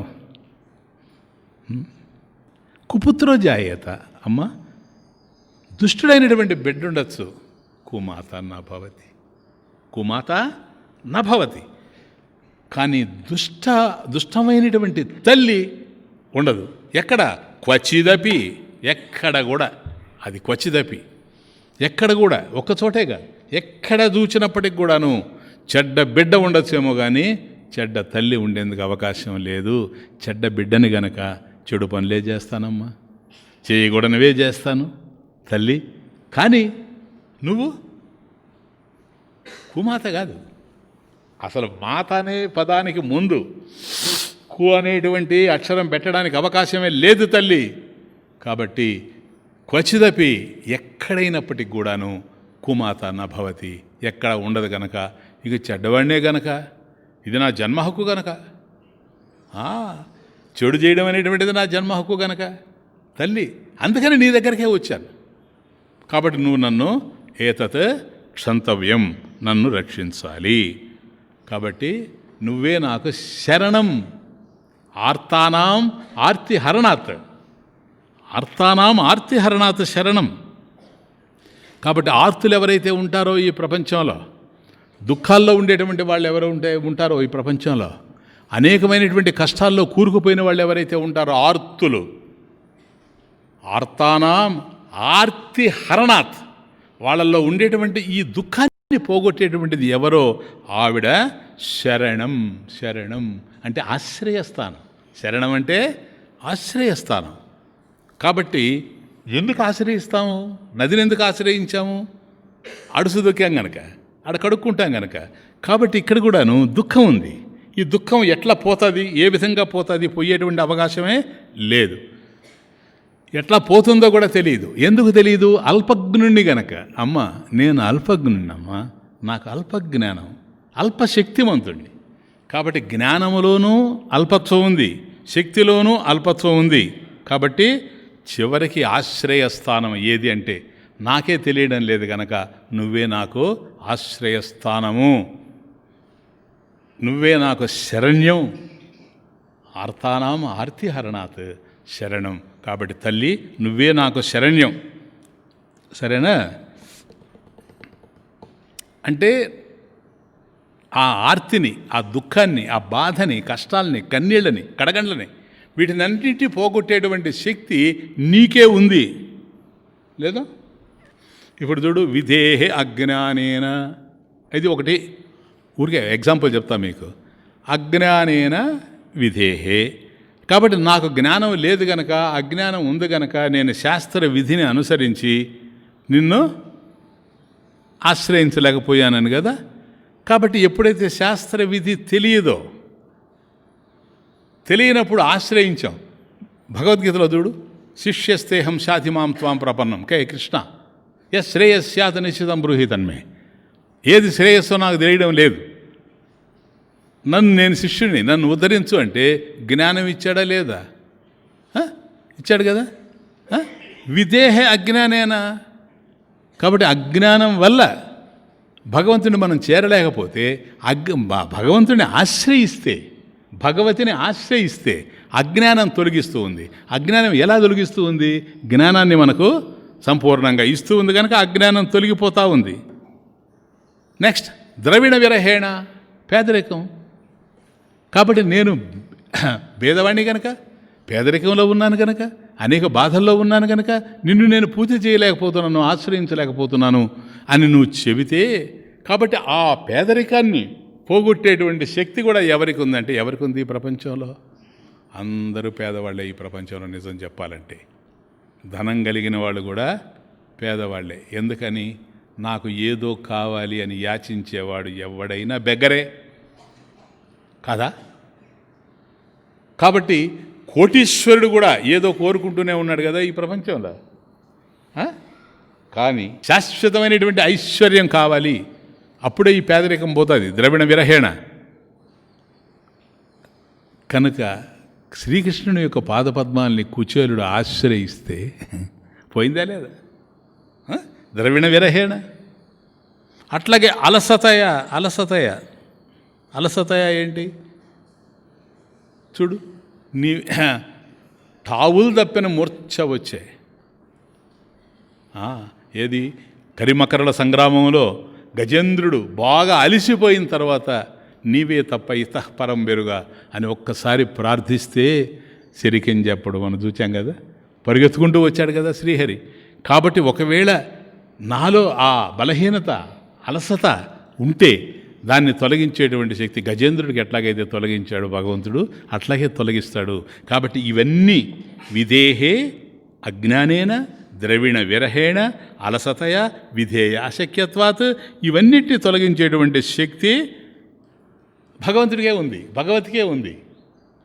కనుక ఇవన్నీ వీటి వల్ల అదే కదా చెప్తున్నాడు, తవ చరణయోహో యా చ్యుతిహిరభూత్, నీ పాదపద్మ సేవనాలకి ఏ విధంగా అయితే నేను దూరమైపోయి పతనమైపోయానో తల్లి అని చెప్తున్నాడు కదా. అలా కాకుండా ఉండాలి అంటే ఆ అనుగ్రహం కలగాలి. నీకు ఇవన్నీ లేవని నువ్వు చెప్పుకోవాలి, ఆమె తీర్చాలి. ఇక్కడ మీకు క్రిటికల్ క్వశ్చన్ వేస్తుంది. భగవంతుడు అంటేనే సర్వజ్ఞత్వం కదా, కాదా? సర్వం జానాతి ఇది కదా. భగవంతుడికి సమస్తం తెలుసు కదా, తెలియకపోతే మీకు నాకు ఆయనకి తేడా ఏంటి? అమ్మవారు కూడా అంతే కదా, భగవాన్ భగవతి అంతే, ఇంకేం లేదు. ఉపాదాన కారణం నిమిత్త కారణం ఆమెకు కూడా తెలుసు కదా. మరి నీకు ఇవన్నీ ఉన్నాయని, ఏది శాస్త్ర విధి నీకు తెలియదని, నువ్వు పేదవాడవని, నీకు అలసత్వం ఉందని, నువ్వు చేయవలసింది చేయలేని పరిస్థితుల్లో ఉండవని, ఇవన్నీ ఆమెకు తెలీదా? అంటే అమ్మ ఇప్పుడు మన సబ్జెక్ట్ అది కనుక ఒకవేళ కృష్ణుడు ఆయన తెలీదా? చెప్పు, నువ్వు చెప్పడం ఎందుకు? ఒక క్రిటికల్ క్వశ్చన్ మీకు ఎప్పుడైనా వస్తుంది, పడుతుంది. అవునా, ఆమె సర్వజ్ఞత్వం తెలిసింది కదా, నాకు ఏమేమి లేవో ఆమెకు తెలుసు కదా, నేను అడగకుండా ఆమె ఇస్తే మనకి ఇదే పని కదా, ఇంకేముంది. కాబట్టి నేనెందుకు మళ్ళీ అడగడము? ఏం చెప్తారు దీనికి? ఆవిడికి తెలియకపోతే నువ్వు చెప్పి ఉపయోగం లేదు. ఆవిడికి గనక తెలిసి ఉంటే నువ్వు చెప్పాల్సిన అవసరం లేదు. ఎందుకని చెప్పిన దాన్నే చెప్పడం ఎందుకు? నేను పోయి స్వామి దగ్గర నిలబడి 3 3 9 9 18 ఆయన వాడిని దరివేయండి బయటికి, 3వ ఎక్కని చెప్తా ఉన్నాడు. ఎందుకు? నాకు తెలుసు కదా. కాబట్టి అమ్మకి తెలిస్తే నువ్వు చెప్పడం ఎందుకు? అసలు ఆమెకి తెలియలేదనుకో, ఆమెకి అజ్ఞానం ఉంది, ఇంకా నువ్వు చెప్పేది ఏంది? ఏమంటారు ఇప్పుడు? వచ్చింది ఎప్పుడా నీ క్వశ్చన్? పడుతుంది, ఎప్పుడో పడుతుంది. అన్నిటికీ ఉన్నాయి శాస్త్రంలో. నీలకంఠ దీక్షితులు మహాభక్తుడు, నీలకంఠ దీక్షితుల వారు. ఆయన కామాక్షి ఆలయంలోకి వెళ్ళాడు, అమ్మవారి దగ్గరికి. నీలకంఠ దీక్షితులు కామాక్షిదేవి ఆలయంలోకి వెళ్ళాడు. వెరీ బ్యూటిఫుల్ ఇన్సిడెంట్ ఇది. తీరా వెళ్ళాడు ఏదో చెప్పాలని, మోక్షం అడుగుతాడో ఏమడుగుతాడో. తీరా వెళ్ళాడు కంచి కామాక్షి ఆలయంలోకి వెళ్ళాడు. అక్కడే ఆదిశంకరాచార్య స్వామి వేసినటువంటి శ్రీచక్రం కూడా ఉంది. అక్కడ నిలబడి ఒక తమాషాగా ఒక మాట అన్నాడు. ఏదో అడగబోతే ఆయనకే వచ్చింది డౌట్. ఆయనకి ఈ డౌట్ వచ్చి ఉంటుందని నేను అనుకుంటున్నా.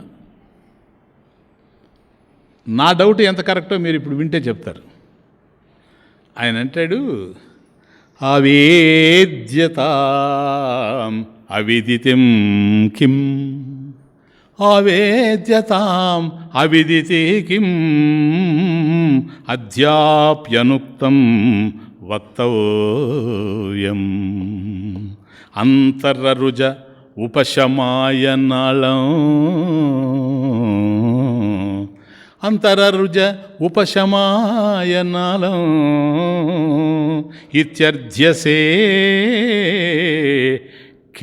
కిమపి తశ్రవణే నిధాతుం కిమపి తశ్రవణే నిధాతుం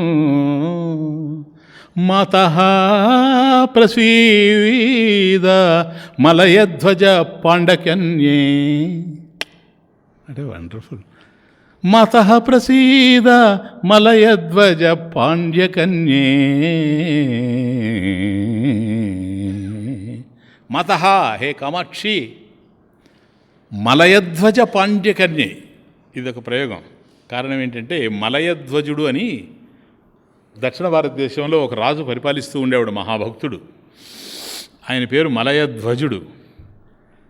ఆయన అమ్మవారిని, కామాక్షిని బిడ్డలాగా పూజించాడు. ఇప్పుడు మనకు ఎట్లాగైతే దేవకి, కౌసల్య వీళ్ళంతా కూడాను భగవంతుడిని బిడ్డలాగా చూసుకున్నారో అట్లాగే ఆయన కూడాను కామాక్షిదేవి అంటే తన బిడ్డ అనుకోని, అందువల్ల మలయధ్వజ పాండ్యకన్యే. మలయధ్వజుడు అనేటువంటి పాండ్యరాజు ఎవరినైతే దేవతగా పూజించాడో ఓ మాతః అంటే కామాక్షి అని అర్థం. కాబట్టి కామాక్షిని ఆయన ఆ విధంగా ప్రార్థించాడు, పూజించాడు. కనుక ఆయన ఆమె చెప్తున్నాడు, అవేద్యతాం అవిదితిం కిం, ఆవేద్యతాం ఆవేద్యతాం అవిదితిం కిం. అమ్మా, ఇది తమాషా చూడండి. ఏదో చెప్పాలని వచ్చి ఆవేద్యతాం అవిదితం కిం, ఏదో నీకేదో తెలియదని నేను చెప్పాలని వచ్చాను అని నువ్వు అనుకుంటున్నావా? వండర్ఫుల్. చెప్పాలని వచ్చాడు కదా, ఇప్పుడు ఏదో చెప్పబోతాడు. చెప్పబోయే ముందు ఉంటాడు, అమ్మా నేను ఏదైతే చెప్పాలని అనుకుంటున్నానో అది నీకు తెలియదని, నీకు తెలియకపోవడం చేత నేను చెప్పాలని వచ్చానని నువ్వేమన్నా అనుకుంటున్నావా? విచిత్రం. కామాక్షి అనుకొని ఉంటుంది. ఇంతమంది వచ్చి ప్రార్థన చేశారు కానీ వీడెవడురా వీడు నీలకంఠ దీక్షితుడు. విచిత్రమైన ప్రార్థనే ఇది. వాడు చెప్పాలని వచ్చి నీకు తెలియంది నేను చెప్పాలనుకుంటున్నానంటూ మొదలుపెట్టాడు. ఏంటి అసలు ప్రారంభమే చూడండి. ఆవేద్యతాం అవిదితిం కిం, నీకు తెలియనిది అవిదితం ఆవేద్యతాం, దాన్ని నేను చెప్పాలనుకొని నివేదించాలనుకొని వచ్చానని నువ్వేమన్నా అనుకుంటూ ఉన్నావా తల్లి? అధ్యాప్యనుక్తం వక్తవ్యం, అది అధ్యాప్యనుక్తం వక్తవ్యం.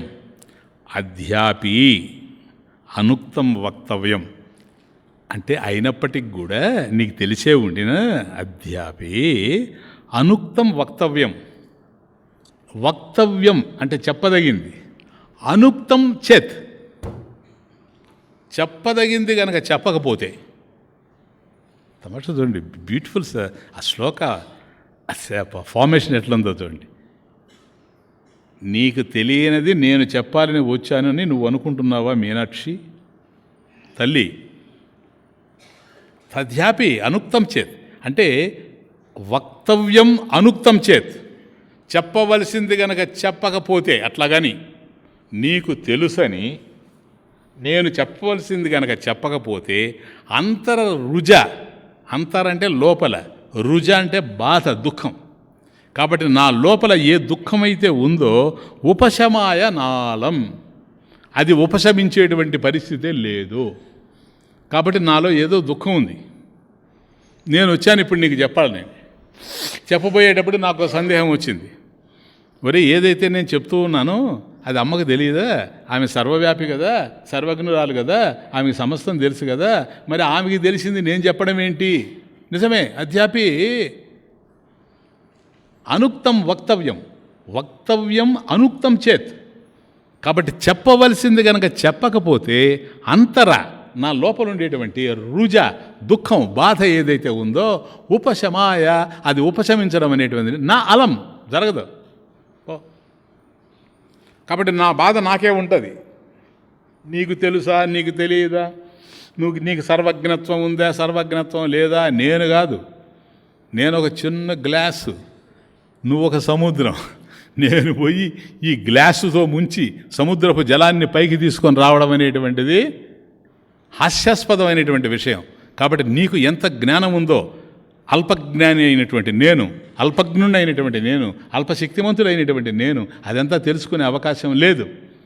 కానీ చెప్పదలుచుకున్నది కనుక చెప్పకపోతే, వక్తవ్యం అనుక్తం చేత్, నేను చెప్పదలుచుకున్నది కనుక చెప్పకపోతే అంతర రుజ ఉపశమాయ నాళం. కాబట్టి నా లోపలుండేటువంటి బాధ తొలగిపోయే అవకాశం లేదు. చెప్పుకోవాలి ఎవరికన్నా కదా. ఇదే సమాజంలో సపోర్ట్ సిస్టమ్. ఎవరికి ఏ బాధ వచ్చినా ఇంకొకరికి చెప్పుకున్నప్పుడు వాళ్ళు తీర్చేది లేదు, ఏడ్చేది లేదు. ఎందుకని? వాళ్ళకి వేయి ఉన్నాయి. కానీ మనం పోయి చెప్పుకుంటే కొంతసేపు ఏదో తీరిపోతుంది, సరేనా? ఆ వినడం ఉండ వాళ్ళ ప్రారంభం. ఇప్పుడు తీర్చలేని వాడు వినడం ఎందుకు? అటువంటి ప్రారంధాలు కలిగిన వాళ్ళల్లో గొప్ప ప్రారంధం కలిగిన వాడు సాధువులు. గొప్ప ప్రారంధం ఏదైనా రాని సాధువు దగ్గరికి నల్లగా ముఖం పెట్టుకొని వచ్చారంటే ఏదో ఉందని అర్థం. కాబట్టి రాగానే ఇదిగో మా వాడికి సీట్ రాలేదను, మా అమ్మాయికి అల్లుడు సరిగా చూసుకోవడం లేదను, ఏదో ఒకటి ఉంటుంది. అప్పుడు ఆ చూసుకునేవాడు అల్లుడు, నేనేం చేస్తాను చెప్పండి, పెళ్ళి లేనివాడు. కానీ చెప్పుకుంటారు. ఎందుకో తెలుసా? చెప్పుకుంటే అంతర రుజ ఉపశమాయ అలం, నాలం కాదు. కాబట్టి లోపలుండే బాధ తగ్గుతుంది. మీరు కావాలంటే చూడండి, ఇవన్నీ కూడా ప్రాక్టికల్ థింగ్స్. గురువారం కనుక బయట కూర్చున్నారంటే తెలుస్తూ ఉంటుంది. కొందరు వస్తూ ఉంటారు, చాలా బాధతో వస్తారు లోపలికి. పోయేటప్పుడు ఈ లోపల ఏం జరిగేది లేదు, వాళ్ళ దగ్గర ఉండే 2 పండ్లు నేను తీసుకోవడం తప్ప. మీకు అర్థమవుతుంది? నేను ఇచ్చేది ఏమీ లేదు, వాళ్ళే 2 పండ్లు ఆడబెట్టి ఒకటి తీసుకొని పోతారు. అది జరిగేది. కానీ ఆ చెప్పుకుంటారు చూసారా, మనం ఇలా చెప్పుకున్నాము కనుక మనకేదో మేలు జరుగుతుందిలే. అర్థమవుతుంది? మనకు ఆ అప్పులు ఇవ్వాల్సిన వాడు తప్పకుండా ఇస్తాడులే, మనం ఇవ్వాల్సిన వాడికి ఇవ్వకపోయినా. ఎందుకంటే స్వామీజీకి చెప్పుకున్నాం కనుక ఇవన్నీ ఉంటాయి. నేను చెప్పేది ఏంటంటే, ఇతరులకు చెబితే మన బాధ తీరకపోవచ్చేమో కానీ భగవంతుడికి చెప్తే తీరదు. ఎందుకని? ఆ భగవంతుడికి చెప్తావు చూడు, నువ్వు బాగా అర్థం చేసుకో. శృతి మందిరానికి అర్థం కావాలి ఇది. నువ్వు భగవంతుడికి చెప్తున్నావే, భగవంతుడిని ప్రార్థిస్తున్నావే, ఇది ఏ విధమైన కర్మ? అలౌకిక కర్మ. దాని ఫలితం దయ పనిచేస్తుంది. సాధువు దగ్గర కూడా పనిచేస్తుంది. నేను ఇంకా మీకు చిట్టాలు ఎత్తుకొని రావకండి. ఎందుకంటే సాధువు ఏం చేస్తాడు? ఆయనకేం పెద్ద శక్తి లేదు. సాధువు అది వేరే వాళ్ళు. నీకెందుకు పో, నేనున్నాననేవాళ్ళు. నీకెందుకు ఓ నేనుంటా, అది ఆ క్యారెక్టర్, అది వేరే. కానీ వాస్తవం ఏంటంటే, నువ్వు సాధువుకు నీ బాధను వివరించినప్పుడు సాధువు లోపల భగవంతుడి పాదాలు పట్టుకుంటాడు. అంతకన్నా ఇంకేం లేదు. ఇదిగో నా బిడ్డ ఈ కష్టంలో ఉన్నారు, నా బిడ్డలకి ఈ బాధలు ఉన్నాయి, నా బిడ్డలు బాధపడలేకపోతూ ఉన్నారు, తండ్రి ఆ బాధల్ని తీర్చు. లేదు, నేను చేసుకున్నటువంటి సాధన ఏదో, ఆ సాధన అలౌకిక కర్మ గనక, దాని ఫలం దయ గనక, ఆ దయ నీ దగ్గర ఎంతో ఉంది, నేను ఎప్పుడూ నా కోసం అడగలేదు, కొద్దిగా నా బిడ్డలకి అది పంచు అంటే డెఫినెట్గా భగవంతుడు విత్డ్రా చేసేస్తాడు. ఇది మనకు భగవంతుడి దగ్గర జరగాలి, లేదా సాధువు దగ్గర, గురువు దగ్గర జరగాలి, కానీ ఇంకో చోట జరిగేందుకు అవకాశం లేదు. కాబట్టి అలా చెప్పుకున్నప్పుడు కొంత మనకు ఊరట కలుగుతుందని చెప్పుకుంటాం. ఇక్కడ అదే ఇత్యర్థ్యసే, ఇది అర్ధ్యసే. అమ్మా, ఇందుకోసంగా నేను ప్రార్థిస్తున్నానే. కాబట్టి కిమపి శ్రవణే నిధాతుం, తత్ కిమపి శ్రవణే నిధాతుం. కాబట్టి ఇప్పుడు నేను చెప్పేది ఏంటంటే, అమ్మా కొద్ది నువ్వు చెవిలో పడేసుకోవే. ఇది ఎంత తమాషా ఉందో. శ్రవణ నిధాతం కనుక నీకు తెలియదని నేను చెప్పడం లేదు. బాగా అర్థం చేసుకోండి. అవేద్యతాం అవిదితం కిం, నీకు తెలియదని నేను చెప్తున్నానా? నీకు అన్నీ తెలుసు, కానీ నేను చెప్పవలసింది కనుక చెప్పకపోతే నా మనసులో ఉండేటువంటి బాధ తీరదు గనక అమ్మా. కాబట్టి కిం అర్ధ్యసే ప్రార్థ్యసే, నిన్ను ప్రార్థిస్తూ ఉన్నా, కొద్ది నేను చెప్పేది నువ్వు చెవిలో వేసుకో, కొద్దిగా వేసుకో చాలు, నాకు ఇంకేం అవసరం లేదు. నీ చెవిలో పడితే చాలు. అదొక తమాషా, అదొక టెక్నిక్. అది భక్తుడు డేంజర్, అదొక టెక్నిక్. అది నీ చెవిలో పడితే చాలు అంటే ఏంటి దాని అర్థం? అమ్మ చెవిలో పడిన తర్వాత బిడ్డ కష్టాన్ని అమ్మ సహిస్తుందా? ఎప్పుడైనా సరే భరిస్తుందే. అందుకు కదా చిన్నపిల్లవాడు పరిగెత్తుకుంటా వెళ్ళి వాడికి ఎన్ని చిన్న దెబ్బ తగిలినా కూడాను ఆడుకునేటప్పుడు పిల్లలందరితో కలిసి ఆడుకుంటాడు, కానీ దెబ్బ తగిలితే మాత్రం అమ్మ దగ్గరికి పరిగెత్తాడు. అమ్మ నాకు ఇట్లా జరిగింది. ఆమె పాపం ఊపి పోతుందిలే నాయన, పోతుందిలే నాయన, పోయినా పోకపోయినా అమ్మ అట్లా అంటారు చూసారా, వాడికి ఆనందం. కాబట్టి తశ్రవణే నిధాతం, నీ చెవిలో పడితే చాలు, అంతే, నాకు ఇంకేం అవసరం లేదు. అందుకని మాతః అమ్మ ప్రసీద, కాబట్టి నన్ను అనుగ్రహించు, ప్రసీద మలయధ్వజ పాండ్యకన్యే. కాబట్టి ఓ కామాక్షి నన్ను ఆశీర్వదించు తల్లి, ఎందుకంటే నీ దగ్గర నీ చెవిలో వేస్తూ ఉన్నా, నీకు తెలియక కాదు, నా చేతగాక, నేనేం చేసుకోవాలన్నా నా చేతగాక, నీకు చెప్పడం వల్ల ఏదో జరుగుతుందని కాదు, నేను భరించలేనటువంటి దుర్భరమైనటువంటి దుఃఖం ఏదైతే ఉందో ఇది ఉపశమిస్తుందనేటువంటి ఉద్దేశంతో చెప్తున్నా. అమ్మ నువ్వు ఎక్కడో ఆలోచించబోక తల్లి, నాది కూడా కొద్దిగా చెవిలో వేసుకో. దిస్ ఈస్ ది ప్రార్థన, బ్యూటీ. ప్రార్థనలో ఇదే తమాషా. కనుక అమ్మకు ఆ విధంగా విన్నవించుకోవడం. కాబట్టి అమ్మ అనుగ్రహంతో మనకు అభయం ప్రాప్తిస్తుంది. అమ్మ అనుగ్రహంతో అభయం ప్రాప్తిస్తుంది, అభయప్రదాయిని. కాబట్టి అభయం ప్రాప్తిస్తుంది అంటే అంతకుముందు ఏముంది? భయం ఉంది అని అర్థం. అది అయ్యా నీకు అభయం వస్తుందంటే అంతకుముందు భయం ఉంది. దేనికి సంబంధించిన భయం ఉంది? సాంసారిక భయం నంబర్ 1. కాబట్టి సంసారంలో మనమందరం కూడా సంసారంలో ఉండేటువంటి వాళ్ళం కనుక ఈ సంసారంలో అనేకమైనటువంటి భయాలు ఉన్నాయి. ఇప్పుడు ఉద్యోగం ఉంది మనకు, ఈ ఉద్యోగం పోతుందేమో, ఎవరో చెప్తూ ఉంటారు, రిట్రెంచ్మెంట్ ఉందటండి, గవర్నమెంట్లో బిల్లు పాస్ అయిందట, రిట్రెంచ్మెంట్ వస్తుందట, అది ఫోర్స్లోకి వస్తే ఎట్లుంటుందో, 5 సంవత్సరాలు 6 సంవత్సరాలు వాళ్ళంతా కూడా తీసేస్తారట, మీకెన్ని సంవత్సరాలు? అవునా, నాకు 4 సంవత్సరాలనే భయం, సాంసారిక భయం, రిట్రెంచ్మెంట్ భయం. అర్థమవుతుందే?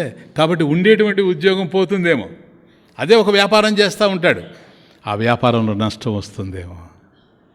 క్లియర్? కాబట్టి వ్యాపారం అన్నప్పుడు లాభమే వస్తుందని చెప్పడానికి అవకాశం లేదు, నష్టం కూడా వస్తుంది. కాబట్టి ఈ విధమైనటువంటి నష్టం కూడా వస్తుందేమో.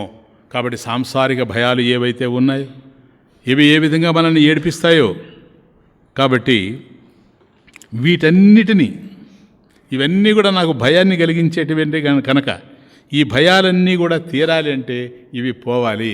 వీటిని పోగొట్టేటువంటి శక్తి ఎవరికి ఉందంటే అమ్మకే ఉంది, ఇంకెవరికి లేదు. నీ భయాలు ఎక్కడ పోతాయంటే నీ భారాలు తీరితే. నీ భారాలన్నీ కూడా నీకు అర్థం కావాల్సిందే. ఒక్కటే, ఒక రిక్షాలో పోయేటువంటి వాడు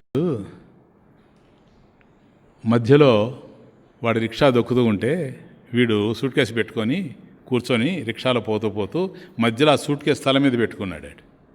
వాడెందుకో తొక్కేవాడు ఎందుకో ఒకసారి వెనక్కి తిరిగి చూశాడు. చూస్తే వీడు తల మీద సూట్ కేసు పెట్టుకున్నాడు. ఒరే అతని దగ్గరే ఉంది కదా సూట్ కేసు, నేనేమైనా దొంగలిస్తాననే లేకపోతే ఇంకేంటని, ఎందుకు సార్ అది పెట్టుకున్నారంటే, నాయన నన్ను సూట్ కేసుని అంతా దొక్కుతున్నావు కదా, కొంత నేను భరిస్తాను, అందుకని ఇలా పెట్టుకున్నాను. ఇది ఎంత హాస్యాస్పదమో. యావత్ ప్రపంచాన్ని, యావత్ విశ్వాన్ని ధరించేటువంటి శక్తి దైవం అయినప్పుడు అందరినీ, తల్లి ఎట్లాగైతే బిడ్డని తన ఒడిలోనే పెట్టుకోనుంది కదా, సగం ఇక్కడ సగం అక్కడ పెడుతుంది. కాబట్టి తన ఒడిలోనే బిడ్డని ఎట్లాగైతే పెట్టుకోనుందో ప్రపంచాన్ని అంతా కూడా తన ఒడిలోనే పెట్టుకొని ఉండేటువంటి జగన్మాతకి నువ్వు బరువా, నువ్వు భారమా? కాబట్టి అన్నీ ఆమె మోస్తూ ఉంది, నీకేమీ లేదు. నీకు అర్థం కావాలంతే. కాబట్టి నా భారాలన్నీ కూడా నేను మోస్తున్నాను అనుకున్నాను, నేను కాదు మోసేది, అమ్మే మోస్తుంది అనేటువంటి భావన కలగాలి. ఎట్లా తెలుస్తుంది చూడండి. విధేరజ్ఞానేన ద్రవిణ విరహేణ అలసతయ విధేయ అశక్యత్వాత్ కదా. కాబట్టి నాకేం తెలీదు, విధేహే అజ్ఞానేన. చూచారా, నాకేమీ తెలియదు. అమ్మకు అన్నీ తెలుసా లేదా? ఎందువల్ల? సర్వం జానాతి ఇది సర్వజ్ఞ, సర్వం జానాతి ఇది సర్వజ్ఞ. ఆమెకి సమస్తము తెలుసు. ఈ సృష్టికి నిమిత్త ఉపాదాన కారణం తానే గనక తనకు తెలియందంటూ ఏమీ లేదు. ఇప్పుడు చూడండి, విధేరజ్ఞానేన, మొదటేమో ఒక బాధతో నాకు శాస్త్ర విధి తెలియదు, నేను అమ్మవారిని ఎట్లా ప్రార్థించేది అనేటువంటి బాధ ఉండింది కదా. ఇప్పుడు చూచారా? ఎందుకని? నాకు ఏమీ తెలియదు, కానీ మా అమ్మకు అన్నీ తెలుసు. మా అమ్మకు అన్నీ తెలుసు. నాకు తెలియనివన్నీ మా అమ్మకు తెలుసు. కాబట్టి నాకు ఏవేవైతే కావాలో అవన్నీ అమ్మ దగ్గరే నాకు అందుతాయి. కాబట్టి విధేహే అజ్ఞానేన విధేరజ్ఞానేన ఎగిరిపోయింది.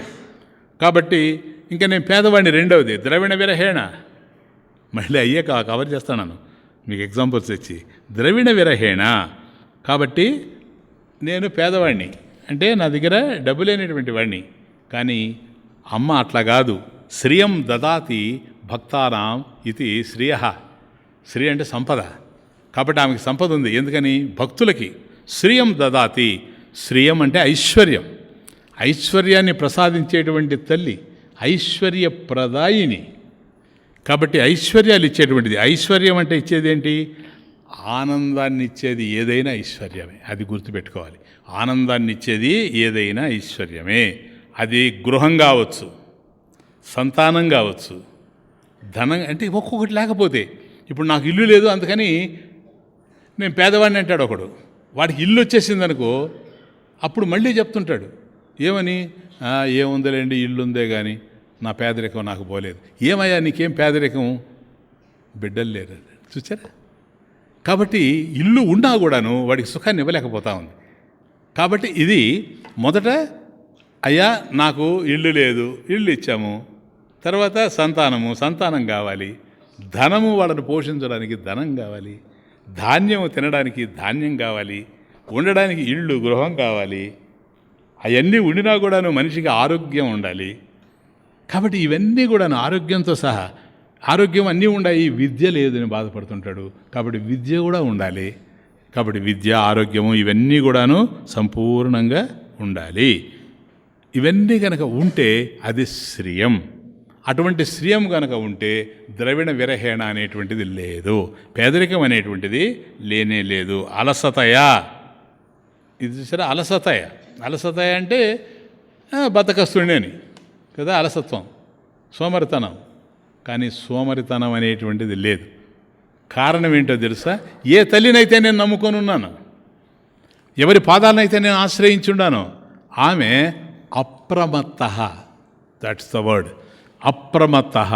అప్రమత్త అంటే ఎప్పుడు జాగ్రత్తతో ఉండేటువంటిది, జాగరూకంగా ఉండేటువంటిది. మనకు అలసత్వం అంటే బద్ధకస్తుడిని అని అర్థం, సోమరితనం అని అర్థం. కానీ అమ్మకు సోమరితనం లేదు. చాలా ఇంపార్టెంట్ పాయింట్ ఇది. ఎందుకని చెప్పండి? అప్రమత్త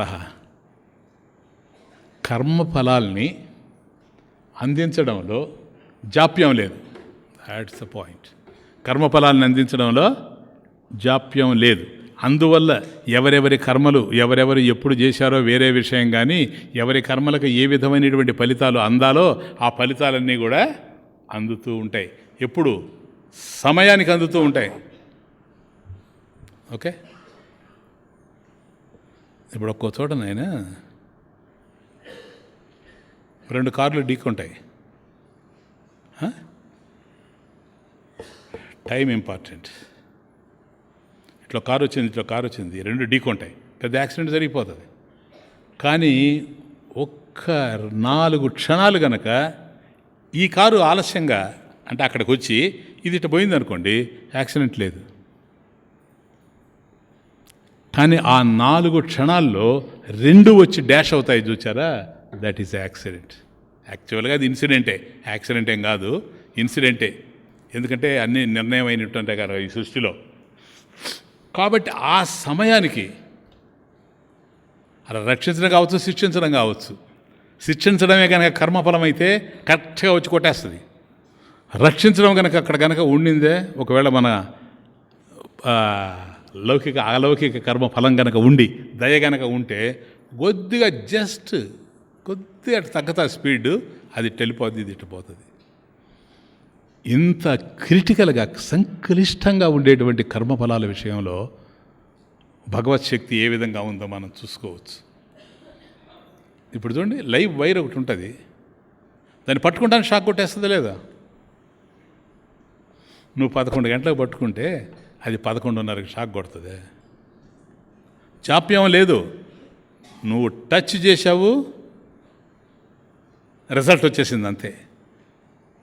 కర్మ చేశావు, ఫలితం అందిపోతూ ఉంది. ఎంత అప్రమత్తంగా ఉంది దైవశక్తి. నిప్పు పట్టుకుంటావు, నిప్పు పట్టుకుంటానే కాలుతుంది. ఎందుకని? కర్మఫలాన్ని అందించేటువంటిది పరమేశ్వరుడు కనుక, కర్మఫల ప్రదాత భగవతి కనుక, భగవాన్ కనుక నీకు వెంటనే దాని యొక్క రిజల్ట్ కనపడుతుందే కానీ నువ్వు 11 గంటలకు పట్టుకుంటే 11:30కి అనేటువంటి ప్రశ్న లేనే లేదు. క్లియర్నా? అది అప్రమత్త అంటే.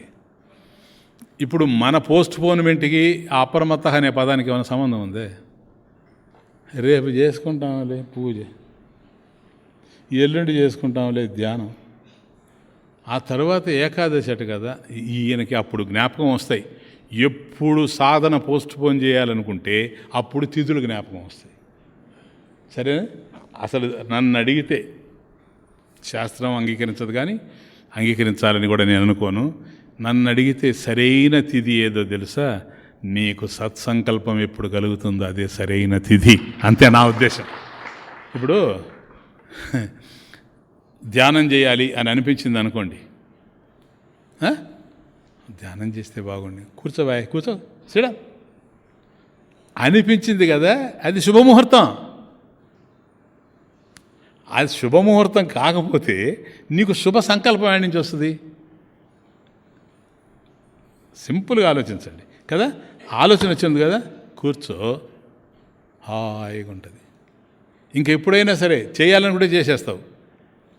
మళ్ళీ తిథి చూశాడనుకోండి, చేద్దాం, రేపేమి తిథి, ఇంకా అంతే పో. ఎందుకని? ఏ రోజు చేస్తామనుకున్నా తిథి ఏంటని అడుగుతాడు. మీకు చెప్తా, నాకు తెలుసు, చాలామందిని గతంలో చూశాను, ఇప్పుడు చూస్తూ ఉన్న పోస్ట్ పోన్మెంట్ వల్లనే వాళ్ళ బ్రతుకు నాశనం అయిపోతూ ఉంది.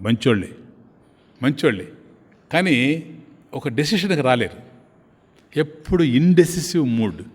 అందువల్ల ఒక డెసిషన్కి రాలేక అది ఉంటుంది, దేనికైనా ఎవరికైనా ఉంటుంది, కానీ దాటాలి దాన్ని ఎక్కడో ఒక చోట. వాస్తవంగా చెప్తున్నా, ఎక్కడో ఒక చోట దాటేసి అప్రమత్తంగా ఉండాలి.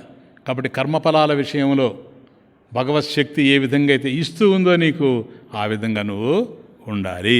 అలా ఉన్నప్పుడు మాత్రమే నీ బాధలన్నీ తొలగిపోతాయి, నీ కష్టాలన్నీ తీరిపోతాయి, నీకు జీవితంలో ఇంకా కన్నీళ్లు ఉండవు, నీ సాధన నిరాటంకంగా సాగిపోతుంది. ఆచార్యుల వారు దిగ్విజయ యాత్ర చేస్తూ దక్షిణ భారతదేశానికి వచ్చినప్పుడు తిరుచెందూరు వినుంటారు మీరు. తిరుచెందూరు అనేది శైవ క్షేత్రం. అక్కడ సుబ్రహ్మణ్య స్వామి ఉండేది. శివుని యొక్క కుమారుడు సుబ్రహ్మణ్య స్వామి, కుమారస్వామి అక్కడ దైవం. అక్కడికి వచ్చాడు ఆచార్యుల వారు. అక్కడికి వచ్చి సుబ్రహ్మణ్య స్వామిని చూశాడు. ఆయన ఎక్కడుంటాడంటే సముద్ర తీరంలోనే ఉంటాడు. సముద్ర తీరంలోనే తిరుచెందూరులో ఆలయం ఉంటుంది.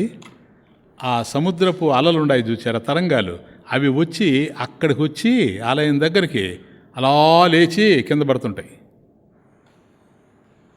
ఎంత అద్భుతమైనటువంటి సీన్. ఆది శంకరాచార్య స్వామి చూశారు. అదే తమాషా, కొందరికే కొన్ని టచ్ అవుతాయి. ఇప్పుడు సపోజ్ మనం కూడా పోయి చూసామనుకోండి, లేస్తూ ఉన్నాయి, పడుతూ ఉన్నాయి, నీళ్లు కదా పైకి లేచాయిలే, కింద పడతాయిలే, ఏ సముద్రమైనా అంతేలే అని ఒకడు అనుకుంటాడు నా కష్టాలు ఎట్లా ఉన్నాయి అట్లాగే ఉండదు, ఇది కూడా లేచిపడ్డా. ఇది ఎందుకంటే వాడి మైండ్లో ఏది ఉంటుంది అది. ఆచార్యులు వారు చూశారు. చూసి యదాబ్దే స్తరంగా లయం యాంతి భంగా, వెంటనే అక్కడ సుబ్రహ్మణ్య స్వామిని స్తుతిస్తూ ఒక భుజంగ ప్రయాత స్తోత్రం అంటారు. సుబ్రహ్మణ్య భుజంగ ప్రయాత స్తోత్రం. అది భుజంగ మీటర్లో ఉంది ఛందస్సు. అందువల్ల భుజంగ ప్రయాత స్తోత్రం సుబ్రహ్మణ్య స్వామి ఇది రాశాడు. ఆ సుబ్రహ్మణ్య భుజంగ ప్రయాత స్తోత్రం ఇది. యదాబ్ధేస్తరంగా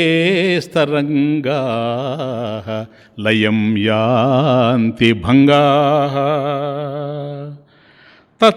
తథైవోపద సన్నిధో సేవతా మే ఇతి ఊర్మి పంక్తి నృణాం దర్శయంతః సదా భావయే హృత్సరోజే గుహం తం. ఆ సుబ్రహ్మణ్య భుజంగ ప్రయాత స్తోత్రంలో ఒక్క శ్లోకం ఇది, నా నోటికి వచ్చిన శ్లోకం, కంఠస్థమైన శ్లోకం. ఇప్పుడు నేను చిన్నప్పుడు బాగా చెప్పుకుంటుండేవాడిని దీన్ని, ఇప్పుడు కాదు. కానీ ఎందుకంటే అప్పుడు అంతా కష్టాలు ఇప్పుడు లేవని కాదు, ఇప్పుడు అవగాహనతో వద్దు కదా, అప్పుడు అది కూడా లేదు. అందుకని కష్టాలు వస్తే సుబ్రహ్మణ్య స్వామిని అంటే స్వామి రాశారు కనుక ఆచార్యుల వారు అని యదాబ్ధే తరంగా యథా అబ్దే తరంగా యదాబ్దే స్తరంగా యదా ఏ విధంగా అయితే అబ్దేహే సముద్రములో తరంగా అంటే అలలు, తరంగా అంటే అలలు. యదా అబ్దేహే యదాబ్దే స్తరంగా లయం యాంతి భంగా యదా ఏ విధంగా అయితే అబ్దేహే సముద్రంలో తరంగా అలలు భంగా విరిగినవి అయి. ఇప్పుడు అలలు పైకి లేచి విరుగుతాయి కదా, అంటే విరిగి కింద పడిపోతాయి. అప్పుడేమవుతాయి? భంగా లయం యాంతి, అవి లయించిపోతాయి మళ్ళీ సముద్రంలోకి. సముద్రంలో నుంచి తరంగాలు లేస్తాయి. యదా అబ్దేహే తరంగా భంగా అవి విరిగి లయం యాంతి, అవి అక్కడ లయించిపోతాయి. తథా అట్లాగే తథా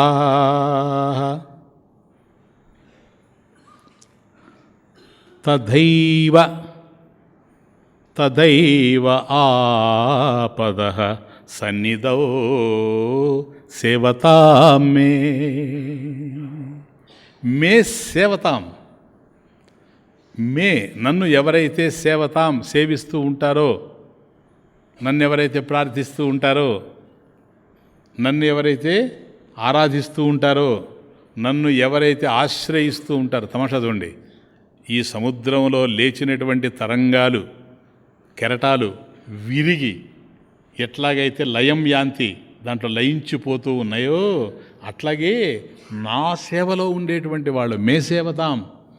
కాబట్టి నా సేవలో అంటే భగవత్ సేవలో ఉండేటువంటి భక్తులు ఎవరైతే ఉండారో వాళ్ళు తథా ఏవ అలాగే ఇవి ఎట్లాగైతే విరిగినటువంటి కెరటాలు లయించిపోతూ ఉన్నాయో, తథా ఏవ ఆపదః తథైవ ఆపదః వాళ్ళకి వచ్చే కష్టాలు ఏవైతే ఉన్నాయో, బాధలు ఏవైతే ఉన్నాయో అవన్నీ కూడాను సన్నిధౌ నా సన్నిధానంలో. చూడండి, అంటే ఇవి ఎక్కడికి వస్తున్నాయి? నన్ను బాగా అర్థం చేసుకోండి. సముద్రంలో ఉండేటువంటి అలలు ఉవ్వెత్తున లేచి ఆ సుబ్రహ్మణ్య స్వామి ఆలయం ఉందే, ఆలయం దగ్గరికి వచ్చిన తర్వాత పైకి లేచి కిందకి ఎట్లాగైతే పడిపోతూ ఉన్నాయో, అట్లాగైతే ఎవరైతే మే సేవతాం నన్ను సేవించేటువంటి భక్తులు ఉండారో వాళ్ళకి ఆపదః ఏ విధమైనటువంటి ఆపదలు ఉన్నాయో, బాధలు ఉన్నాయో అవన్నీ కూడాను ఇక్కడ సముద్రపు కెరటాలు ఏ విధంగా అయితే విరిగి నా దగ్గర లయించిపోతూ ఉన్నాయో అట్లాగే వాళ్ళ బాధలన్నీ కూడా లయించిపోతూ ఉన్నాయి ఇక్కడ నా పాదాల దగ్గర. మే సేవతాం నన్ను సేవించేటువంటి వాళ్ళకి నా పాదాల దగ్గర వాళ్ళ బాధలన్నీ కూడాను తీరిపోతూ ఉన్నాయి. ఇతీవ ఈ విధంగా ఊర్మి పంక్తి ఇతీవ ఈ విధంగా ఈ సత్యాన్ని తెలియజేస్తూ ఊర్మి పంక్తి అంటే ఆ తరంగ పంక్తులు, ఆ కెరటాలు ఏవైతే ఉన్నాయో అవి ఊర్మి పంక్తి అంటే ఆ తరంగాల యొక్క పంక్తులు ఏవైతే ఉన్నాయో, అంటే అలలు ఒకదాని తర్వాత ఒకటి వస్తూ ఉంటాయి కదా, ఈ అలలన్నీ కూడాను ఊర్మి పంక్తి నృణాం దర్శయంతః. నృణాం మనుషులకి దర్శయంతః ఇది సోదాహరణంగా చూపిస్తూ ఉండాయట ఇవి. ఏమని? ఇదిగో మేము అక్కడ సముద్రంలో కదిలి ఇక్కడికి వచ్చి ఉవ్వెత్తున లేచి ఎలాగైతే విరిగి ఆ కెరటాలు విరిగి సుబ్రహ్మణ్య స్వామి పాదాల దగ్గర పడిపోతూ ఉన్నామో, లయం యాతి మళ్ళీ సముద్రంలో కలిసిపోతూ ఉన్నామో, అట్లాగే ఆపదల్లో ఎవరైతే ఉంటారో, బాధల్లో ఎవరైతే ఉంటారో మే సేవతాం. కాబట్టి సుబ్రహ్మణ్య స్వామిని, కుమారస్వామిని, భగవంతుణ్ణి ఎవరైతే ఆశ్రయించుకొని ఉంటారో, ధ్యానిస్తూ ఉంటారో, స్తుతిస్తూ ఉంటారో అటువంటి వాళ్ళు అలాగే ఆపదలన్నీ కూడాను ఆయన పాదాల దగ్గర వదులుకుంటారు అని దర్శయంతః దీనికి ఉపమానంగా చూపిస్తూ ఉన్నాడట అక్కడ. ఏది?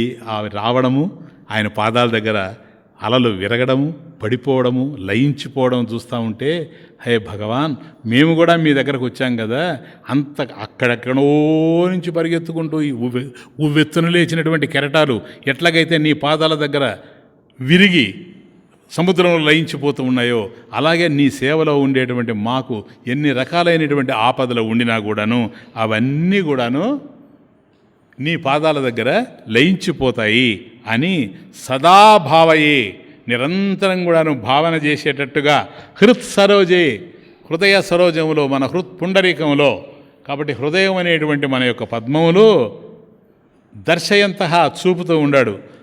తం గుహం, అది కనెక్షన్. తం అతన్ని, ఎవరు? గుహం. గుహుడు అంటే కుమారస్వామి, సుబ్రహ్మణ్య స్వామి. తం గుహం సదా భావయే, సదా నిరంతరం కూడాను భావయే, నేను ఎప్పుడు ధ్యానిస్తూ ఉంటాను. ఎక్కడ ధ్యానిస్తావయ్యా? హృత్ సరోజే, హృదయం అనేటువంటి నా పద్మంలో, హృదయ పద్మంలో నిరంతరం కూడాను ధ్యానిస్తూ ఉంటాను.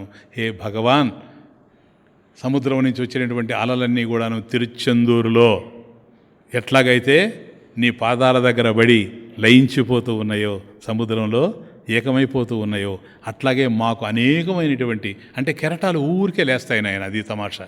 ఒక కెరటం లేస్తుంది, మళ్ళీ ఇంకో కెరటం లేస్తుంది, ఇంకో కెరటం లేస్తుంది. మన జీవితంలో కూడా కష్టాలు వస్తూనే ఉంటాయి, అవి ఆగవు. కాబట్టి ఎన్ని కష్టాలు వచ్చినప్పటికి కూడాను ఆ కష్టాలన్నీ కూడా నీ సేవలో అవన్నీ లయం యాంతి. అందుకని తం గుహం, దీన్ని నిదర్శనంగా దర్శయంతః చూపుతూ ఉన్నాడు. కాబట్టి అక్కడ ఉండి, సముద్ర తీరంలో ఉండి, ఆ అలల మధ్య ఈ సత్యాన్ని వ్యక్తం చేస్తూ ఉన్నాడు గనక, సోదాహరణంగా మనకు నిరూపిస్తూ ఉన్నాడు గనక తం అతనిని, ఎవరిని? గుహం. ఆ గుహుడు ఎవరైతే ఉన్నాడో అంటే సుబ్రహ్మణ్య స్వామిని, కుమారస్వామి భావయే, ఆయన్ని ధ్యానిస్తూ ఉన్నాను. ఎక్కడ? సదా భావయే, ఎల్లప్పుడూ ధ్యానిస్తూ ఉన్నాను. హృత్ సరోజే, నా హృదయస్థానంలో నిరంతరం ధ్యానిస్తూ ఉన్నాను. ఎందుకయ్యా నువ్వు ధ్యానించేది? ఆయన్ని ధ్యానిస్తే ఆయన నన్ను ఉద్ధరిస్తాడు గనక. సకలోద్ధారిణి శివే. రామ రామ జయ రాజా రామ, రామ రామ జయ సీతారాం. పిల్లి చిన్నవారికి పలికేవాడు, పిలిచిన వారికి పలికేవాడు, వలచిన వారికి వెలుగతడు.